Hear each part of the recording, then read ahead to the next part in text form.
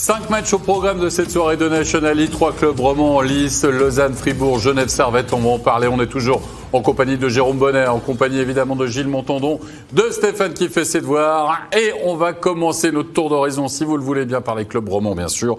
On va parler de Fribourg-Gotteron qui fait le difficile déplacement du côté de Villefice pour affronter Langnau.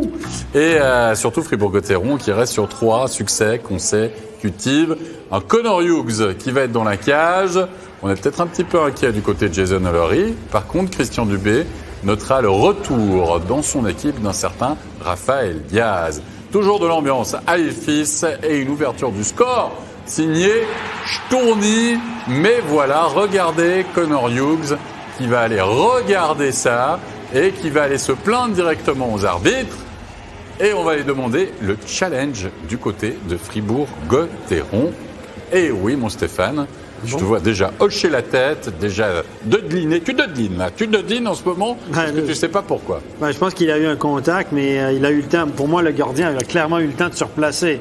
Patin contre patin, apparemment, le contact. Ouais, je sais, mais... Attendez, faut que je la regarde comme il faut, évidemment. Je vais mettre mes lunettes, ça va aller mieux. Là, oui, il y a peut-être un contact. OK.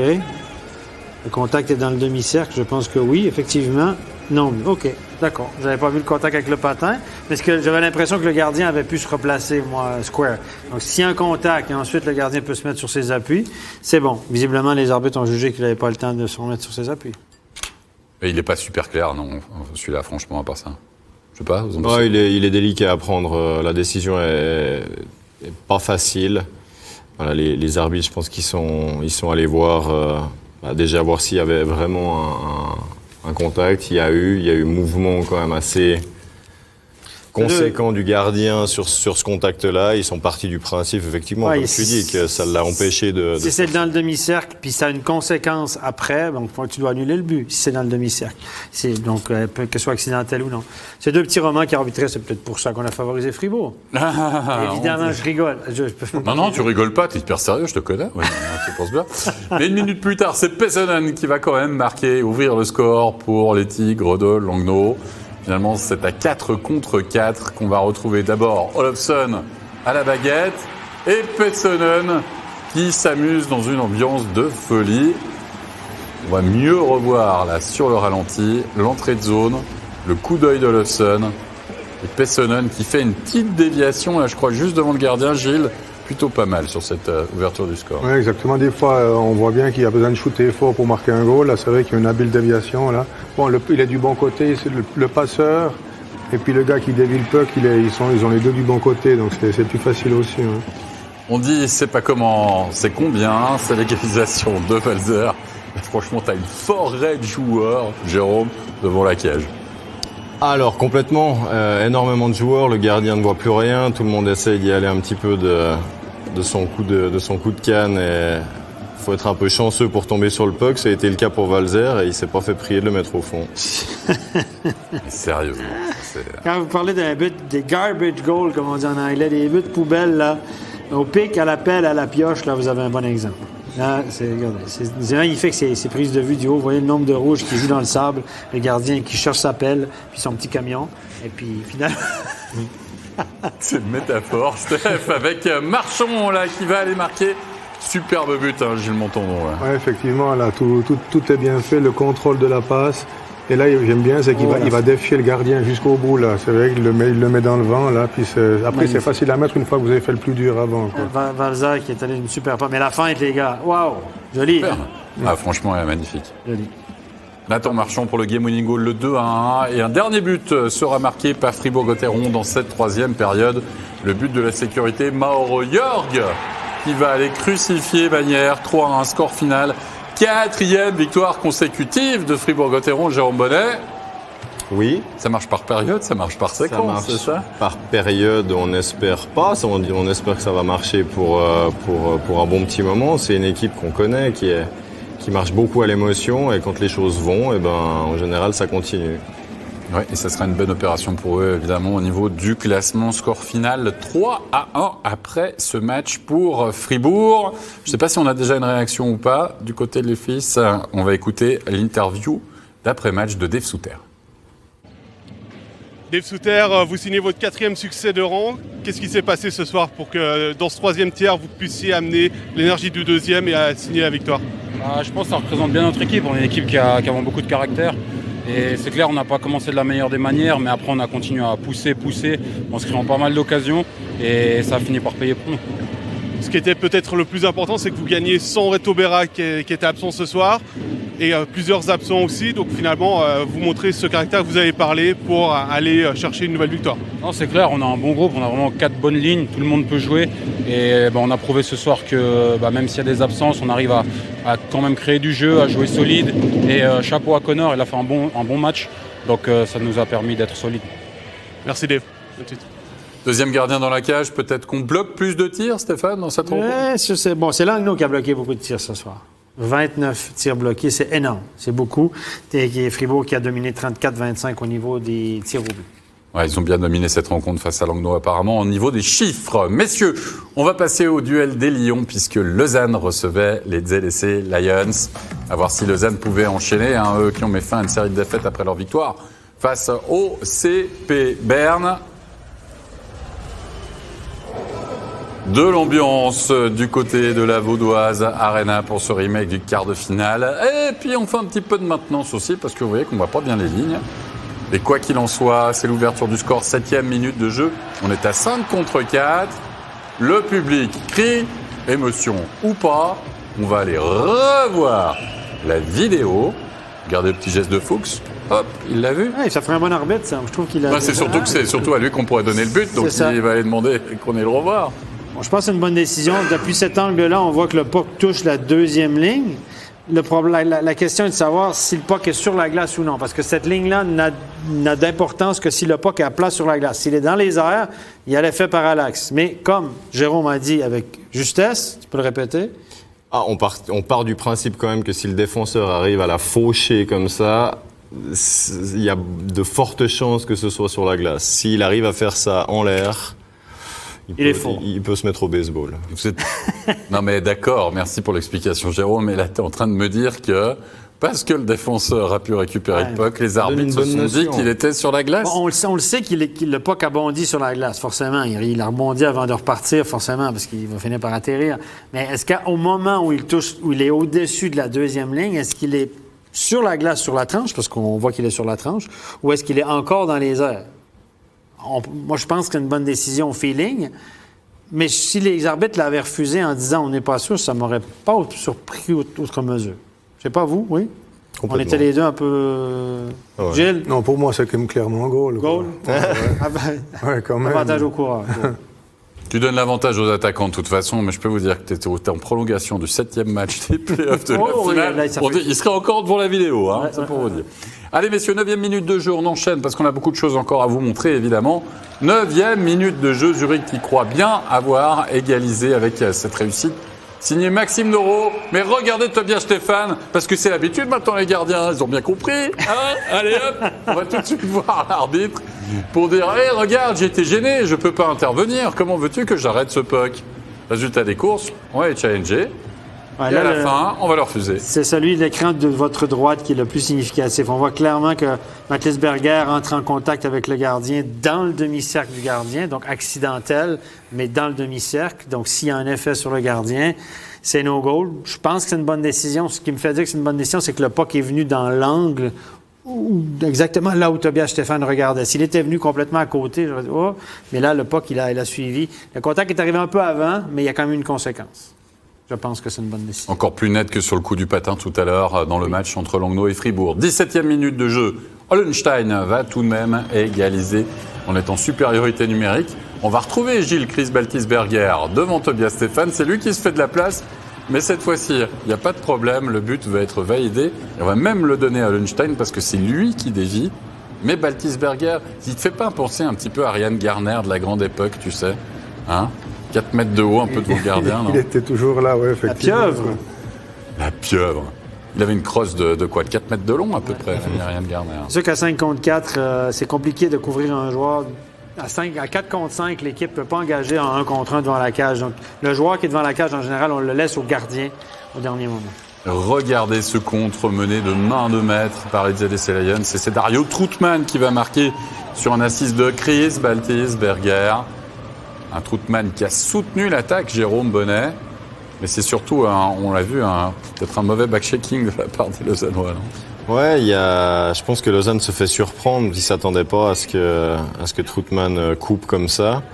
Le shoot n'est pas forcément extrêmement précis, mais il part vite. Et du coup, ça finit au fond. Mais Lausanne va égaliser Corey Emerton en 2 temps, qui bat le pauvre Flueller qui ne peut que constater les dégâts agiles. Un Flueller qui s'est retrouvé... il se le fabrique un peu tout seul, tu trouves, ce but ou pas? Non, quand même pas. Par contre, Emerton, il joue très bien, c'est qu'il est en contact. Mais on voit qu'il essaye d'avoir sa canne libre, qu'il puisse continuer de jouer. Et ça, c'est remarquablement bien joué, quoi. Il faut toujours essayer de garder sa canne libre, là. C'est ça, puis un gardien couché, on le dit, c'est un gardien mort. C'est Le gardien compliqué. battu, Ouais. hein. De partout, et finalement, on va avoir le 3-2. On est à la 50e minute de jeu. Denis Malkin qui se rappelle au bon souvenir de ses anciens coéquipiers, c'est ça, Jérôme Bonnet? Et il se fait complètement oublier. Hein. Là, il y a pas mal de rouges qui sont tournés vers le porteur du puck, qui se soucient pas de ce qui arrive derrière. Et malheureusement, il arrive là. Stéphane doit s'en vouloir parce que je pense que son déplacement n'est pas optimal. Là, évidemment, je suis dur un petit peu là-dessus, mais je pense qu'il son déplacement, il a comme sauté sur son déplacement puis il n'est pas arrivé très square parce que le tir de Malguin n'était pas hyper bien placé ou puissant ou quoi que ce soit. Mais Azevedo, encore une fois, a réussi. Il y a 2 anciens Lausannois qui ont marqué ce soir.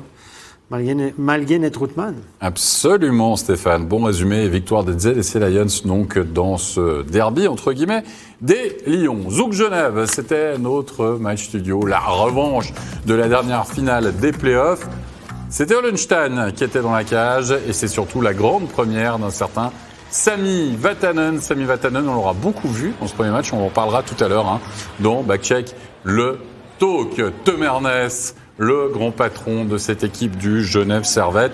Et surtout, le coup d'œil. Alors, un peu chanceux, parce qu'elle a été dédiée à la mi-glace. Jérôme, c'est toi qui nous en parlais, justement. Mais Winnick, il a bien flairé le coup et il peut ouvrir le score. Oui, Winnick, dans l'idée, il faisait exactement la même chose, même si le jeu préparé allait à son terme comme prévu. Voilà, il était déjà lancé, le puck a rebondi sur la cage, il s'est fait un plaisir d'y aller directement et de battre le dernier rempart. Mais du côté de Zoug, évidemment, on a des arguments offensifs. Regardez Simeone, la position, la passe super de Hansen. Gilles, tout est beau dans cette action. Ouais, tout est réussi, effectivement. Ouais. Le sens du timing aussi, puis surtout l'autre fameux en voiture Simeone, là, se met en patinage arrière. C'est surtout ça qui est intéressant. S'il reste du bon côté, sur son revers, mais il n'arrive pas à le mettre, celui-là. Par contre, se mettre en patinage arrière, là, ça c'est une offrande, ça. Ouais. En voiture, Simeone. Ah, celle-là va rester. Il faut la noter, elle va aller au panthéon de MySpace. Bah vas-y, Steph, tu peux la refaire, du coup, en paraphrasant mon tondon. En voiture, Simeone. C'est Simeone, bah oui, c'est Simeone qui va réussir le doublé. On est en toute fin de période. Et la passe de Kovar, ça aussi, c'est un petit La passe de Kovar est magnifique. Mais regardez qui se fait battre. Là, Philippe Filppula, ce soir, n'a pas joué un gros match, s'est fait battre par Simeone à la cage. Derrière lui, il l'avait, mais il ne l'avait plus. Et quand vous lâchez votre homme, quand vous avez des joueurs en face comme ça... Contrôle de Simeone, là, revers et taper coup droit, ça c'est extrêmement bien exécuté. Quoi, ouais. Et là, tu te dis, le Simeone, il est parti pour réaliser le hat-trick. Il en aura loupé des montagnes par la suite. Heureusement, Herzog, pour son équipe, lui, ne va pas manquer le coche. On est en début de deuxième tiers. Le 3-1 qui tombe, regardez, on est à quelques secondes. On joue depuis une trentaine de secondes. Herzog qui va marquer le travail de Lander et de Marchini. Ce puck qui revient dans le slot. Jérôme, tu l'as dit, Genève a vraiment eu beaucoup de peine, notamment en deuxième période, en laissant beaucoup d'espace dans le slot. Là, ils sont revenus du vestiaire. Ils n'étaient pas forcément complètement à leur affaire. Ils ont une perte de puck. Ils se le sont créés un petit peu tout seuls. Ce goal-là, ils étaient en pleine possession à un moment donné. Ils auraient pu sortir de la zone de manière facile. Et ils ont été un petit peu dépassés sur tous les aspects du jeu. Et voilà, ça se termine avec un joueur complètement seul dans le slot. Avec la réduction du score signé Josh Joris à 5 contre 4. Steph, Josh Joris, il a fait un beau match ce soir. Il a fait un excellent match. Le commentateur Jean-Philippe Resselwenger l'a mentionné plusieurs fois. Omniprésent dans le jeu, a travaillé. Évidemment, c'est un gars qui a un petit upgrade avec l'absence de Pouliot, donc il monte un peu dans le line-up. Il a cravaché ce soir Josh Joris et là, il a profité d'une belle passe. Il a été patient, Tac, a soulevé le puck et c'est un goal mérité pour lui. 3-2, tout est possible finalement dans cette rencontre après 40 minutes de jeu. On se rend en troisième période. Une équipe de Genève Servette qui va bien entamer la période et pourtant c'est Zoug qui va marquer déviation de souris sur ce missile Gilles signé Lino Marchini. N'empêche que ça, c'est un but qui aurait dû tuer les esprits genevois, non, une nouvelle fois, quoi. Ça aurait pu, mais c'est pas toujours le cas. Là, c'est clair, il le marque parce que le puck, il arrive à la hauteur des mains de Souris. Mais là, c'est si elle a frappé sa canne entre ses mains, là, c'était limite cross-out, c'est la hauteur de la canne. On tente le tout pour le tout du côté de Genève Servette. Mernes une première fois, genre ici une deuxième fois. Et finalement, Vermine, qui n'avait marqué qu'une seule fois depuis le début de la saison, qui réduit le score. Il reste 44 petites secondes. On va aller voir. On va aller voir quoi après, hein, Jérôme? On va demander d'aller voir le temps du côté de Genève. Et finalement, qu'est-ce qui va arriver dans les dernières secondes, alors qu'il va rester 6 secondes, je crois 5-6 secondes, c'est Daniel Winnick qui va finalement réussir à égaliser à 4 partout pour Genève. Regarde, on n'arrive pas à dégager ce puck du côté de Zoug, un puck qui revient une nouvelle fois à Aigle Bleu, on met dans le paquet, et cette fois-ci la déviation Winnick, 9 secondes, j'exagérais un tout petit peu. On avait peu d'espoir pour Genève en sachant que Zoug menait de 2 goals et ils ont quand même, on peut quasiment dire que leur stratégie a fini par payer tout à la fin. C'est de nouveau des jeux qui remontaient à la bleue et qui redescendaient sur le goal et finalement ça retombait sur leur palette au bon moment. Un gros point de gagner pour Genève parce que finalement Zoug va l'emporter, peut-être un petit peu de fatigue. Regardez, on essaye de dégager ce puck de la part de Temernes qui a été excellent et cette fois-ci Gauthier Desclous est battu par Joyce. Là, Corard n'obtiendra pas d'assist là-dessus, mais c'est lui vraiment qui a subtilisé, qui a déséquilibré Tom Ernest, qui a créé la perte de puck. Et c'est ça le turnover, c'est lui qui l'a créé. Il n'y a pas de passe là-dessus de points, mais quand même, il a le geste technique là, pour mettre le puck au fond. Le geste final est sublime. Il étant la bout de bras, il réussit à la monter en dessous de la barre. Pas mal du tout. Bon petit joueur, ce défenseur-là, du côté de Zoug qui a réussi, trouve un moyen de gagner, mais Genève n'a pas démérité de gérer. Le Genève qui a été très bon en deuxième partie de match, fin de deuxième tiers et tout le troisième tiers a dominé Zoug, 14-6 normalement de tir au but, notamment en troisième période. Messieurs, c'était sa première ce soir dans les rangs du Genève Servette. Il a été auteur d'un assist, notamment sur la dernière réussite genevoise. On va écouter à l'interview Sami Vatanen. Sammy, what a game, eh? For your first one in Switzerland. Geneva had opportunities, still not enough to get the 3 points. How do you analyze that game? Yeah, I think we started the game very well and we had some chances there. We went 1-up lead and I think then they pushed pretty hard and they got a couple of goals there. But, we kept grinding and did the right things and we got at least a 1 point here, but we're going to get the win today. But, there's the next game tomorrow, so we're ready for it. On a more personal level, you just played your first game in Switzerland. So how did you feel and what do you think of the league? No, I think it was a really good game. It was very fast, and the situations happened very fast. I felt good. It was the first game in a little while, but I started in the second and third period. I started to get my legs going, and hopefully I can help the team to win. Thank you, Sammy. Thank you. Il n'y a plus d'accent, Sami Vatanen, quand il parle en tout cas en anglais, il maîtrise parfaitement la chose, Stéphane, et il nous parle d'abord de tout simplement de ce premier match. Son analyse, il dit, écoute, il trouve qu'ils ont eu un bon départ, ils ont eu des chances, on voit qu'il a l'habitude des interviews, il dit, on a continué de travailler, on a eu des moments moins forts, mais on a continué de travailler, il dit, on n'a pas gagné, mais il dit, on a quand même été chercher un point, puis on va faire mieux demain, le grand classique. Il lui a dit, qu'est-ce que tu penses de la Ligue après ma barre? Il a dit, écoute, ça a été un bon match ce soir, c'était rapide, les choses se passent vite sur la glace. Il dit, pour ma part, ça fait un petit moment que je n'avais pas joué. J'ai couru un peu après mes jambes. Il dit, j'ai eu de la peine à retrouver mes jambes. Il dit, en troisième période, ça allait déjà mieux. Voilà. Plutôt réjouissant, quand même. On en reparlera bien sûr d'ici quelques instants dans Backcheck, le talk. Messieurs, il y avait un derby tessinois quand même ce soir à se mettre sur la pupille, beaucoup d'émotions du côté de la Gottardo Arena. C'était le premier derby dans la nouvelle patinoire, évidemment d'Ambry Piotta. Un derby qui a tenu toutes ses promesses, puisque en 20 minutes de jeu, c'est Lugano qui a pris largement les devants et qui menait 2-0. Ambry a réduit le score par Costner à 2-1. Et regardez l'arrêt de la soirée, peut-être l'arrêt du premier tour, signé Benjamin Korns qui a véritablement volé un but, Jérôme Bonnet. Lugano a fait tout juste, du début à la fin. Et là, la conne, c'est absolument extraordinaire. 2 fois même, une fois. Est-ce qu'il a fait une deuxième fois encore? 2 fois? Voilà. 2 pour le prix d'un, les gars, c'est pas mal, ça. Le pauvre Daniel Carr qui pensait marquer, non, cette fois-ci, il s'est fait voler. 2 buts sur cette action. Fazzini, le grand bonhomme de la soirée, du côté du HC Lugano. Il avait déjà marqué lors des 20 premières minutes de jeu. Il va scorer en supériorité numérique. On ne sait pas où est passé ce puck. Même Benjamin Conti ne sait pas où est passé ce puck. Là, il est au fond.